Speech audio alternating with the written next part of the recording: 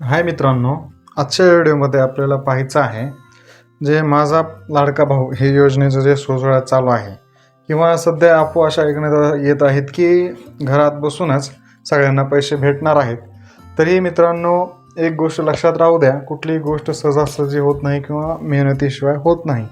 तरी कुणाच्या अफवांना बळी पडू नका आणि आर्थिक व्यवहार त्यांच्यासोबत करू नका की मी तुझं काम करून देतो किंवा तुझे प्रमाणपत्र काढून देतो.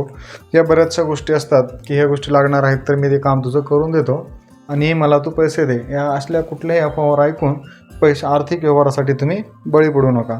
तर बघा, आज आपल्याला जे याच्या व्हिडिओमध्ये पाहायचं आहे ते म्हणजे महत्त्वाच्या काही गोष्टी पाहायच्या आहेत आणि नंतर तुम्हाला त्याचा GR जो आहे तो स्क्रीनशॉटमध्ये तुम्हाला म्हणजे याच व्हिडिओमध्ये दाखवणार आहे. तर महत्त्वाचे काही पॉईंट्स आहेत किंवा त्याच्यातल्या ज्या गोष्टी आहेत जे की प्रशिक्षण घेत असताना उमेदवारासाठी किंवा प्रशिक्षण घेणाऱ्या इच्छुक उमेदवारासाठी ह्या गोष्टी काही आहेत ज्या की महाराष्ट्र शासनाच्या GRमध्ये या गोष्टी आपल्याला सांगितलेल्या आहेत. तर सगळ्यात प्रथम काय आहे, नोंदणी हे महत्त्वाचे आहे. ज्या उमेदवाराला ह्या योजनेचा लाभ घ्यायचा आहे ते महाराष्ट्र शासनाच्या अधिकृत वेबसाईटवर त्याची रजिस्टर करणं खूप महत्त्वाचं आहे, म्हणजे त्याची नोंदणी करणं महत्त्वाचं आहे. तर त्याच्यात दुसरा मुद्दा जो आहे तो आहे, आता समजा एखादा उमेदवार जो आहे तो विना अनुभवी आहे किंवा जर इच्छुक असेल, किंवा इच्छुक असेल म्हणजे थोडक्यात आपण फ्रेशर म्हणतो त्याला. तर त्याला जर इच्छा असेल किंवा मला या योजनेद्वारे या योजनेअंतर्गत मला प्रशिक्षण घ्यायचं आहे तर त्यांना प्रत्यक्ष कार्य म्हणजे प्रत्यक्ष समोरासमोर तुम्हाला काम करावं लागणार आहे, म्हणजे प्रत्यक्ष कार्य प्रशिक्षण त्यांना देण्यात येईल. म्हणजे ज्या कंपनीमध्ये ते जॉईन झालेत किंवा ज्या कंपनीने त्यांना बोलवलं आहे, ज्या कंपनीला मनुष्यबळाची गरज आहे किंवा प्रशिक्षण देणार आहे त्या कंपनीमध्ये प्रत्यक्ष कार्य प्रशिक्षण तिथं देण्यात येणार आहे. तर आता काय आहे, आता तिसरा जो मुद्दा आहे तर हा जो कार्यकाळ असणार आहे तर हा कार्यप्रशिक्षणाचा जो कार्यकाळ आहे तो 6 महिन्यांचा असणार आहे आणि त्याचमध्ये तुम्हाला विद्यावेतन हे शासन देणार आहे. तर त्याच्यानंतर आहे सर्टिफिकेट. आता सर्टिफिकेट म्हणजे काय, प्रमाणपत्र. बाबा तुम्ही जे कार्यप्रशिक्षण केलेलं आहे त्या कुठल्याही आस्थापनेमध्ये, कंपनीमध्ये किंवा तिथं जिथे तुम्ही काम केलेलं त्या योजनेअंतर्गत पात्र ठरलेले आहात किंवा तुम्ही तिथं गेलेले आहात तर तिथं तुम्ही काम केलेलं प्रमाणपत्र ते तुम्हाला ते कंपनी किंवा आस्थापना देणार आहे. तर बघा, आता त्यानंतर आहे प्रशिक्षण पूर्ण झाल्यास, दोघांना योग्य वाटल्यास.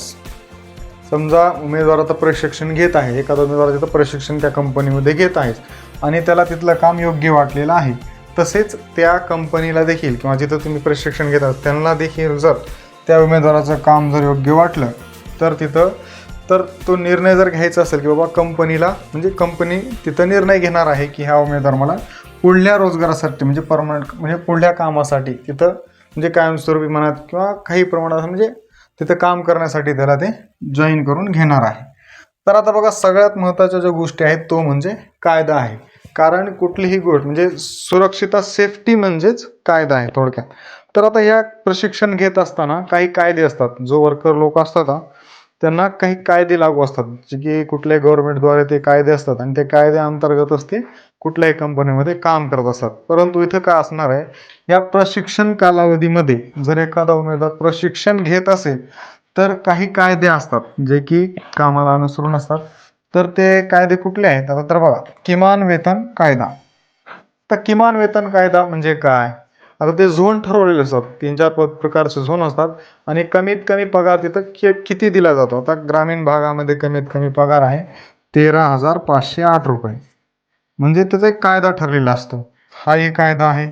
मग परत दुसरा कायदा आहे राज्य कामगार विमा कायदा, म्हणजे एम्प्लॉई स्टेट इन्शुरन्स कॉर्पोरेशन, हा कायदा आहे.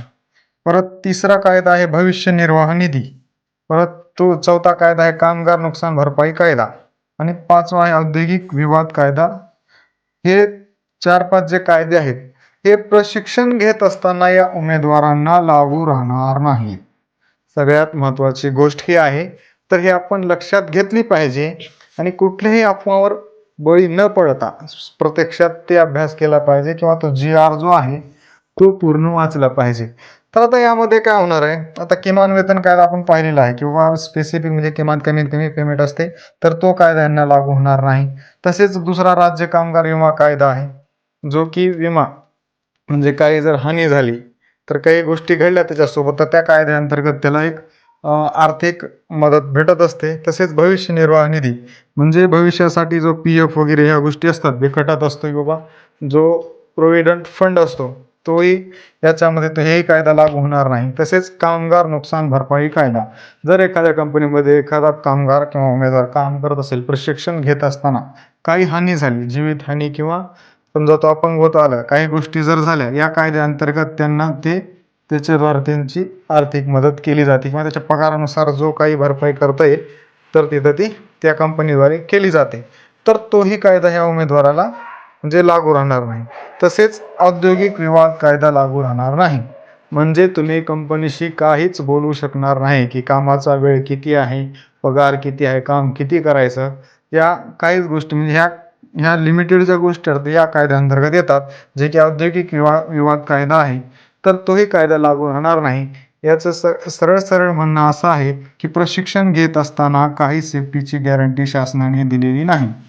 तर आपण इथं विचार करून म्हणजेच ह्या योजनेचा लाभ घेतला पाहिजे. कारण सगळ्यात महत्त्वाचं म्हणजे हे जी आपली आहे ती सेफ्टी आहे.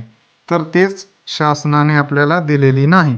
तर कुठलाच कायदा हा प्रशिक्षण घेत असताना लागू केलेला नाही. तरी अजून बऱ्याचशा काही गोष्टी आहेत या जी-आरमध्ये दिलेल्या आहेत. तर मित्रांनो माहिती कशी वाटली हे नक्कीच आपल्या कमेंटद्वारे आपण सांगायचं आहे आणि या चॅनलला सबस्क्राईब करायचं आहे. बेल आयकॉन देखील दाबायला विसरू नका कारण येणारे व्हिडिओचे नोटिफिकेशन हे तुम्हाला येते. तर मित्रांनो हा व्हिडिओ नक्कीच आपल्या मित्रांना शेअर करा आणि कुठल्याही आर्थिक व्यवहारांना बळी पडू नका. जय महाराष्ट्र.